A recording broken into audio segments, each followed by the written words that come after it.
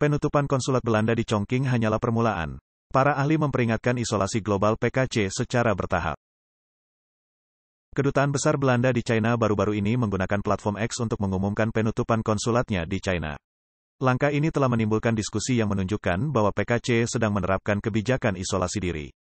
Kedutaan menyatakan bahwa konsulat jenderal di Chongqing secara resmi telah menutup kantornya mulai hari ini, tanggal 1 Maret tahun 2024.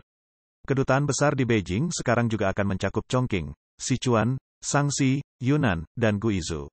Tidak ada alasan yang diberikan oleh Kedutaan Besar Belanda untuk menghentikan operasi konsulatnya di Chongqing. Sementara itu, Kementerian Luar Negeri China telah mengakui bahwa setiap negara mempunyai hak prerogatif untuk membuka atau menutup kantor perwakilannya di luar negeri, dan menyatakan rasa hormatnya terhadap keputusan Belanda dalam hal ini.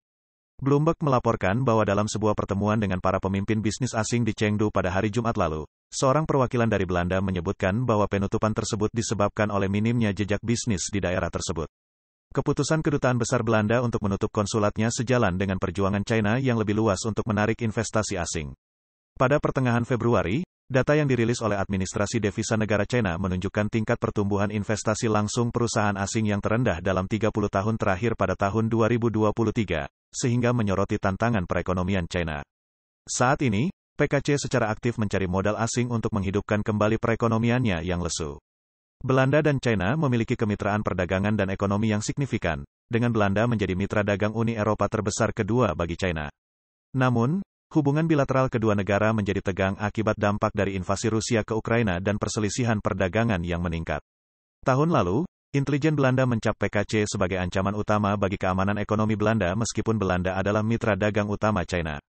Di tengah konflik teknologi AS-China yang ditandai dengan pembatasan ketat dalam mengekspor teknologi semikonduktor canggih ke China, Belanda berpihak pada AS, dengan memperketat kontrol pada ekspor mesin fotolitografi canggih ke China. Akibatnya, ASML, pemimpin global dalam mesin litografi semikonduktor canggih, telah menghentikan penjualan dan pengiriman peralatan penting ini ke China, yang secara signifikan berdampak pada kemampuan pengembangan dan produksi chip canggih PKC.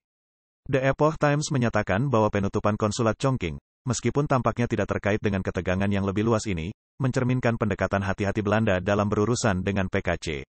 Langkah ini mungkin juga menandakan pergeseran dalam cara negara-negara mengadaptasi upaya diplomatik mereka mengingat lanskap global yang terus berkembang dan kebijakan luar negeri PKC yang agresif.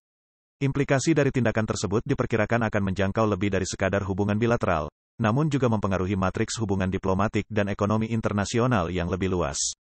Profesor Zhang Tianliang, pembawa acara Tianliang Times, melihat hal ini sebagai bukti isolasi bertahap PKC. Zhang mengamati bahwa kurangnya transparansi PKC dan lingkungan operasional yang tidak dapat diprediksi bagi bisnis asing di China mungkin mengarah pada tren di mana negara-negara mulai menutup konsulat mereka di China. Dia lebih lanjut membedakan isolasi saat ini, yang diberlakukan secara eksternal oleh negara-negara maju yang memegang kendali, dengan isolasi yang dilakukan sendiri di masa lalu, dengan mengatakan bahwa pembukaan kembali akan membutuhkan hubungan yang lebih baik, sehingga memberikan tantangan yang signifikan untuk sekadar memutuskan untuk membuka diri. Negara-negara Barat telah semakin menerapkan strategi penghindaran risiko, secara bertahap menjauhkan diri dari PKC dalam beberapa tahun terakhir. Selain masalah ekonomi dan perdagangan, insiden lain yang berdampak pada hubungan China-Belanda baru-baru ini adalah perlakuan kasar terhadap dua jurnalis dari National Broadcasting Foundation, NAS. Belanda oleh polisi China saat meliput aksi unjuk rasa di Chengdu, Sichuan. Kementerian Luar Negeri China menyatakan bahwa mereka tidak mengetahui kejadian tersebut dan menekankan perlunya jurnalis asing untuk mematuhi hukum China. Para analis berpendapat bahwa insiden ini akan semakin memperkeruh hubungan China-Belanda.